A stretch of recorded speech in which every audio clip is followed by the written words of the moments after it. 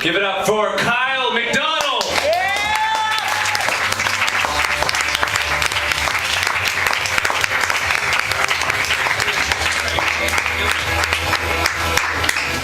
Hi guys, my name's Kyle.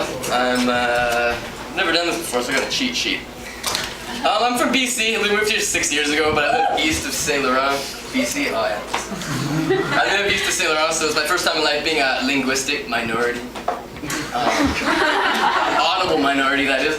And there's a few things that confuse me. I can understand French, I can get by and stuff, but things like lay down, like wheat from India, it kind of trips you up. Barba papa, cotton candy, daddy's beard.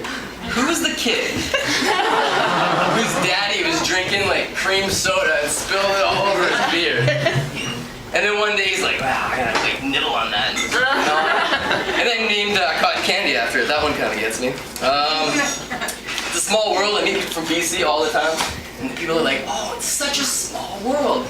I think we need to start shooting people who say that, because I don't know if you've ever like walked to the other side of the island, but it's like really far. Okay, local pandering. Down check, into the bathroom humor.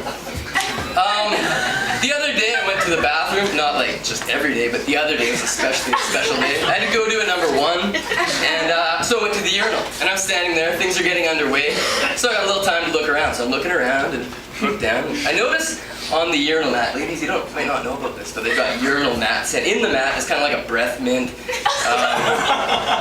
It's pretty much like a chlorine kryptonite thing in there. And the idea is you're supposed to pee on it, and it's supposed to get all like floral, and it's smell great.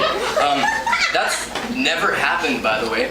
But I'm sitting there and I look, and it says right on the urinal mat, written in bold letters, say no to drugs. I don't know if you're a guy or a girl, but if any moment in your life you're staring at a urinal mat that's getting a golden shower, and the remote thought of ever taking any advice from that urinal mat crosses your mind, maybe you should start saying no to drugs. Urinals are fun. Sometimes they put ice in them, so you're peeing on it, and it's like Frosty the Snowman in the spring. It's kind of weird. Chinese restaurants like to put mothballs in the urinal for some reason, which is great to see a group of people tackling the mothball infestation that's happening in urinals across the world. Bathroom humor number one. Number two, sometimes I have to go use the toilet, but I'm married. I've been married for 3 years. Anyone else married? Yeah.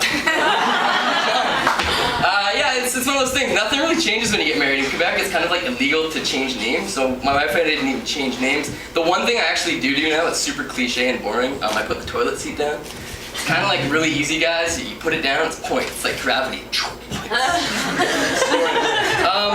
I'm in there, I'm doing my business and stuff, and I look up and I see the air freshener, and the air freshener is called Alibi. And I'm like, that's just a great name for an air freshener. So anyways, I use it, go outside. 10 minutes later, my friend comes out of the bathroom, and he's like, yo, that was you in there. It smells pretty bad, man.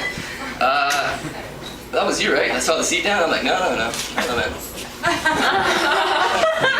I was elsewhere. Alibi. I don't have a job, so I guess I gotta make this work.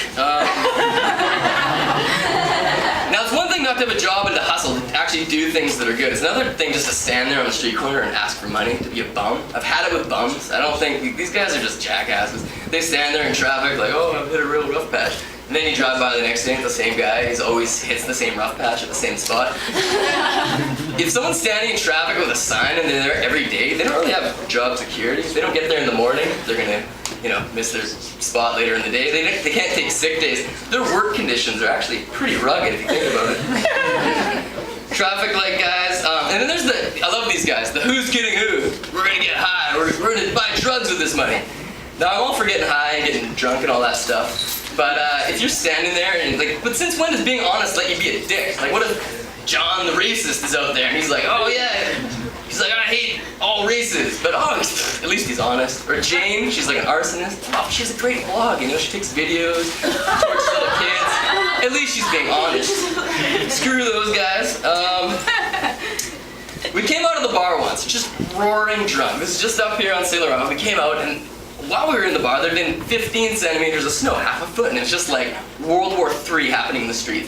Snowballs are getting lobbed, and we were like, wow, this is the ultimate situation. So we're just throwing snowballs. It was party in the streets, everyone's making snowballs, and I'm bending down, filling up, and this bum comes up and he's like, "Hey man, can I have one?" And I'm looking at him, I'm like, you have the nerve to ask? Like 3 heavily armed, very drunken men standing on an unlimited amount of arsenal for a free snowball? He's like, I hit a rough patch, you know? I don't really think like a rough patch constitutes not wanting to bend down and pack a snowball, but luckily for us, assault by snowball is kind of a gray area legally. That's kind of nice. Save the world. Don't, please, whatever you do, consider the environment before you print out your emails. The other day, I had to print out an email. I think I was the first person in the world to ever have to print out an email. But I went over, and it was just a single page. Go over there. Sure enough, the email came out. Pick it up, and I'm like, what? Look down. There's a second piece of paper in the printer, and the only thing written on that second piece of paper was, "Please consider the environment."